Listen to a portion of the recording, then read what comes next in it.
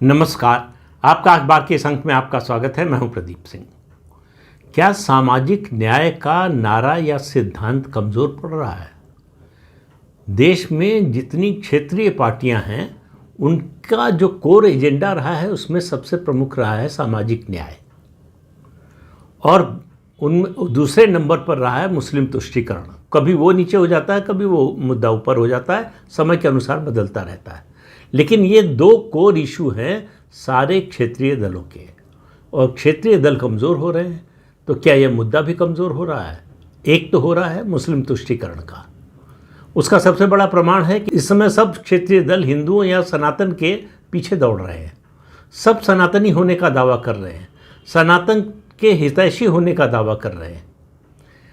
उत्तर प्रदेश में चुनाव होने वाले हैं, अखिलेश यादव हिंदुत्व की बात कर रहे हैं, राम मंदिर की बात कर रहे हैं, लेकिन मुस्लिम तुष्टीकरण की राजनीति छोड़ने को तैयार हैं, उसका सिद्धांत त्यागने को तैयार हैं, इसके कोई संकेत नहीं देते। तो ये वैसे ही हो गया कि कसाई बकरों से कहे कि हमसे दोस्ती करोगे। तो समाजवादी पार्टी के साथ हिंदुओं के जाने का वही मतलब है।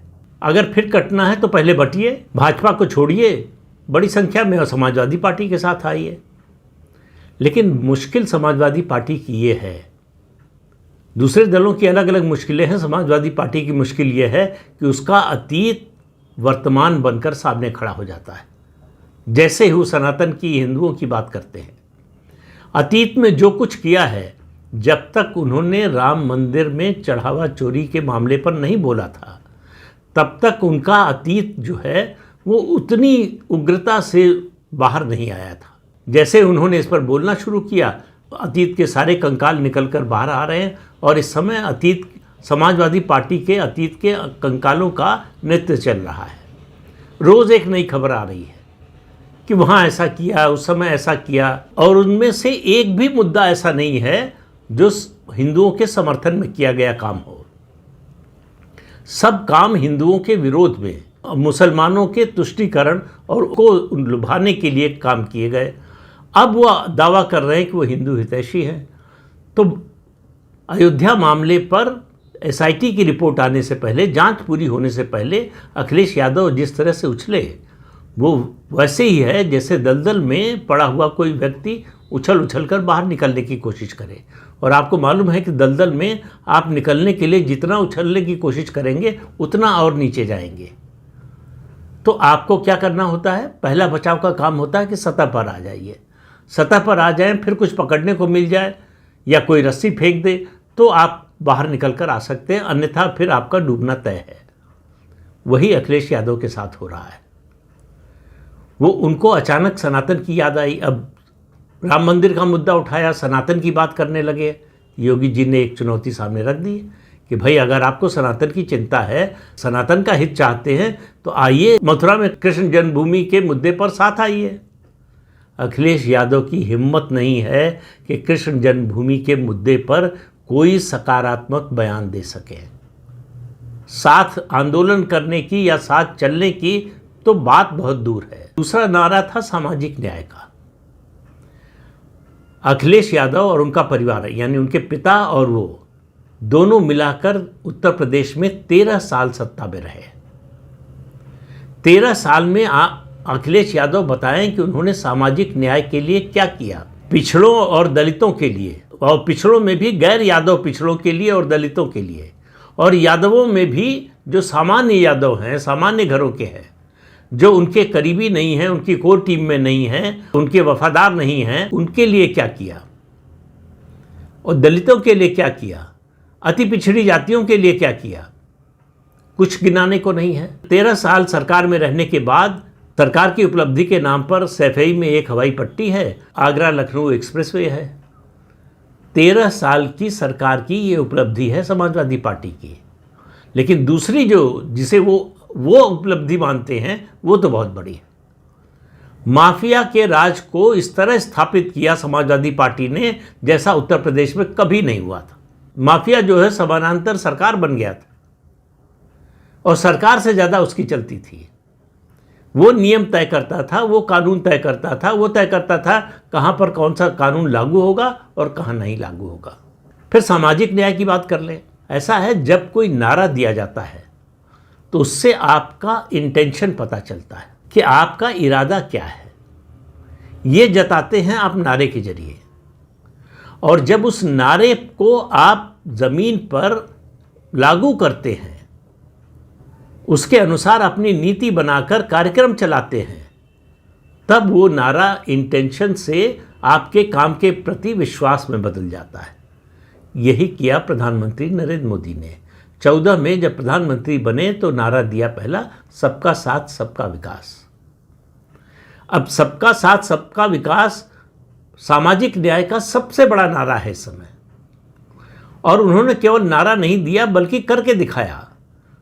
केंद्र सरकार की जितनी योजनाएं हैं उनमें से किसी एक योजना के बारे में भी उनके बड़े से बड़े विरोधी ये दावा नहीं कर सकते कि इस योजना में इस वर्ग के साथ भेदभाव किया गया, चाहे वो जाति हो, चाहे क्षेत्र हो, चाहे भाषा हो, और चाहे धर्म और मजहब हो। किसी आधार पर कोई भेदभाव नहीं हुआ। सामाजिक न्याय का इससे बड़ा उदाहरण क्या हो सकता है? तो सामाजिक न्याय का प्लैंक क्षेत्रीय दल खो चुके हैं। इसलिए आप देखिए, लगातार क्षेत्रीय दल कमज़ोर हो रहे हैं, चुनाव हार रहे हैं और टूट रहे हैं, क्योंकि उनकी प्रासंगिकता खत्म हो गई है। जिन मुद्दों के लिए वो प्रासंगिक थे, खासतौर से सामाजिक न्याय की बात करें, वो मुद्दा बीजेपी ने चुपचाप हथिया लिया और उसको जोर शोर से लागू किया, और एक कंट्रास्ट खड़ा कर दिया, तुलना खड़ी कर दी कि देखिए इन्होंने क्या किया और हम क्या कर रहे हैं। और जिसके लिए आप कर रहे हैं उसको आपको बताने की ज़रूरत नहीं होती, उसको मालूम होता है कि किसने किया और किसने नहीं किया। तो इसलिए अगर अखिलेश यादव ये सोचते हैं कि वो मुस्लिम तुष्टीकरण की राजनीति छोड़े बिना, मुस्लिम तुष्टीकरण के सिद्धांत को त्यागे बिना हिंदुओं का समर्थन पा जाएंगे, तो इससे बड़ी नासमझी और कोई नहीं हो सकती। ये पॉलिटिकल इमेच्योरिटी है। इसका मतलब उनको ज़मीन पर क्या हो रहा है इसका कोई अंदाज़ा नहीं है। सनातन में क्या परिवर्तन आया है इसका उनको कोई आभास नहीं है, और जो दिखाई दे रहा है उसको वो देखने को तैयार नहीं है। नेता के बारे में कहा गया है, नेता मतलब केवल राजनीतिक नेताओं की बात नहीं कर रहा हूं, किसी भी संस्था का, संगठन का जो नेतृत्व होता है वो नई जानकारियों से डरता है। क्यों डरता है? उसको लगता है कि नई जानकारी को अगर स्वीकार कर लिया तो इसका मतलब होगा ये स्वीकार करना कि जो पिछली हमारी नीति थी वो गलत थी। और गलती कौन मानना चाहता है? 99 चुनाव हारकर राहुल गांधी ने आज तक तो गलती मानी नहीं कि उनकी राजनीति में कोई गलती हो, उनकी रणनीति में कोई गलती है। उनके चुनाव हारने का सारा दोष वो अपने विरोधियों और खासतौर से भाजपा पर डालते हैं। वोट चोरी हो गई, SIR हो गया, EVM हैक हो गई, इसी तरह के बहाने बताते हैं।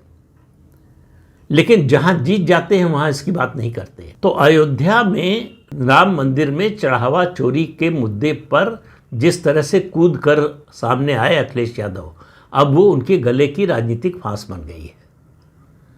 अब उनको अगला कदम उठाना है। आपको एक बेसिक बात समझनी चाहिए थी कि आपकी लड़ाई भारतीय जनता पार्टी और प्रदेश के मुख्यमंत्री योगी आदित्यनाथ से है। आपकी लड़ाई विश्व हिंदू परिषद और राष्ट्रीय स्वयंसेवक संघ से नहीं है। ये दोनों चुनाव नहीं लड़ते। तो जो राजनीति में है और इस पूरे मामले में भारतीय जनता पार्टी और प्रदेश के मुख्यमंत्री और उनकी सरकार का कोई लेना देना नहीं है। तो वो ऐसे लोगों को कटघरे में खड़ा करने की कोशिश कर रहे हैं जिनकी इसमें कोई भूमिका नहीं है, इसलिए लोगों के गले नहीं उतर रहा है।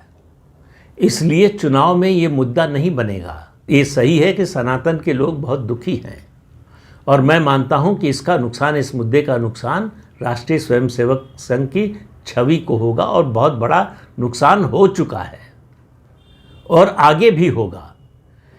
एक जो विश्वास की डोर बहुत मजबूती से जुड़ी हुई थी वो कमज़ोर पड़ गई है।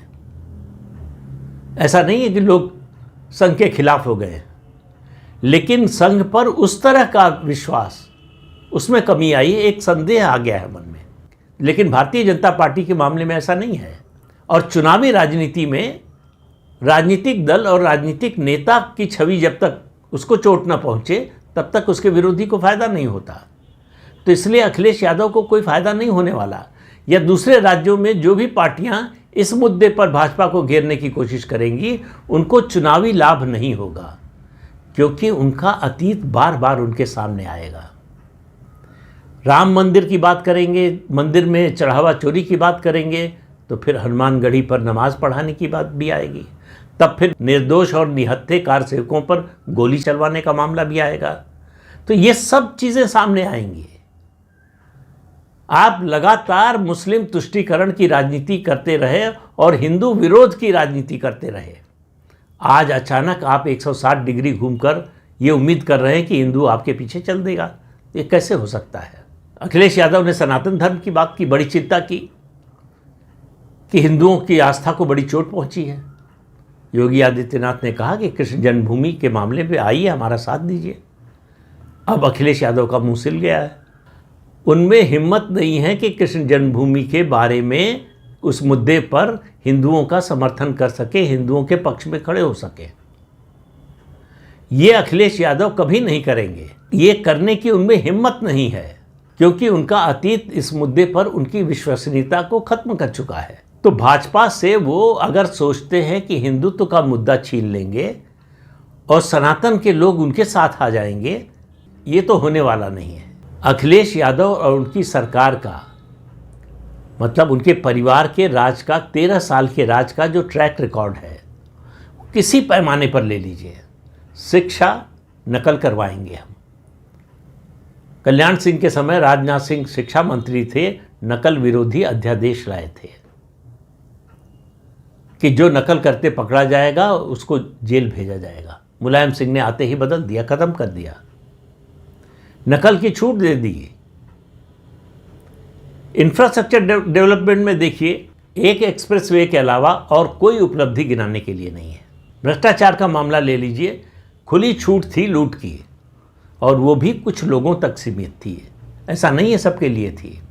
और पहले जैसा मैंने कहा कि जो है सबसे बड़ी उपलब्धि उनकी तो जो है माफिया राज को स्थापित करने की, उसको मान्यता दिलाने की। माफिया के मेन स्ट्रीमिंग का काम मुलायम सिंह यादव और अखिलेश यादव ने किया। और अखिलेश यादव या समाजवादी पार्टी की सरकार आने पर क्या होता है, बहुत से उदाहरण हैं उसके, सैकड़ों आप सुन चुके होंगे। एक और उदाहरण है कि जिस दिन अखिलेश यादव ने शपथ ली, लखनऊ के हजरतगंज इलाके में, जो सबसे पॉश इलाका है, समाजवादी पार्टी के लोग स्कॉर्पियो के बोनट पर शराब और जो है बियर रखकर पी रहे थे सड़क पर खुलेआम। ये संदेश गया लोगों के बीच में कि समाजवादी पार्टी की ये पहचान है। इसलिए आप देखिए कि पिछले 5 में से 4 चुनाव में उत्तर प्रदेश के मतदाता ने समाजवादी पार्टी का साथ नहीं दिया, और 2027 में उसका मन बदल जाएगा, इसके कोई संकेत तो दिख नहीं रहे, उसका कोई कारण नहीं दिख रहा है। मुख्यमंत्री योगी आदित्यनाथ की सरकार ने इतना काम किया है कि उसकी फहरिस्त गिनाने में कई घंटे लग जाएंगे, और लोगों को ये दिखाई दे रहा है उनके जीवन में जो परिवर्तन आया है। और सबसे बड़ी बात होती है किसी भी व्यक्ति के लिए, किसी भी समाज के लिए, किसी भी देश में, दुनिया के किसी भी कोने में, वो होती है उसकी सुरक्षा, उसके परिवार की सुरक्षा, जो योगी आदित्यनाथ की सरकार में उसको मिल रहा है। वो अपनी सुरक्षा कवच को तोड़कर क्यों असुरक्षित होना चाहेगा? मैं कहता हूं बाकी सब मुद्दों को छोड़ दीजिए, सिर्फ एक मुद्दा, कानून व्यवस्था। 13 साल के समाजवादी पार्टी के राज में कानून व्यवस्था कैसी थी, और 9 साढ़े 9 साल के योगी आदित्यनाथ के कार्यकाल में कानून व्यवस्था की स्थिति क्या है, इससे अंदाजा लगा लीजिए। कानून व्यवस्था की हालत ये थी कि कोई उद्योगपति उत्तर प्रदेश में निवेश करने को तैयार नहीं था। जो छोटे मोटे 1-2 आए वो केवल नोएडा तक सीमित रहे। अब उद्योगपतियों में होड़ लगी है उत्तर प्रदेश में निवेश की। Data centre, chip manufacturing, expressway, airport, international airport, जो भी आप देखिए हर जगह काम हो रहा है, तेजी से हो रहा है और समयबद्ध तरीके से हो रहा है। उत्तर प्रदेश एकमात्र ऐसा प्रदेश है देश का जहाँ जितने एक्सप्रेसवे बने हैं उनमें से कोई भी national highway authority of India ने नहीं बनवाया है। एक मायावती ने बनवाया था पहला एक्सप्रेसवे, दूसरा अखिलेश यादव ने बनवाया।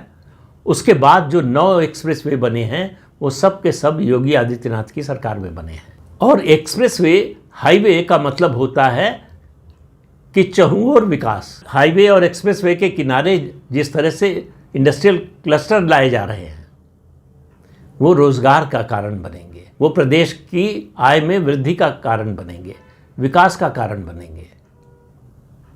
और ये काम होने वाला है ऐसा नहीं है, ये काम हो चुका है और हो रहा है, निरंतर चल रहा है। इसलिए अखिलेश यादव को कोई और मुद्दा खोजना पड़ेगा। अयोध्या में चढ़ावा चोरी के मामले पर उनको कोई राजनीतिक समर्थन सनातनियों का मिलने वाला है, ऐसा तो होता हुआ नहीं दिखाई दे रहा। तो इस अंक में इतना ही। अगले अंक में फिर मिलेंगे किसी नए मुद्दे के साथ। तब तक के लिए अनुमति दीजिए। नमस्कार।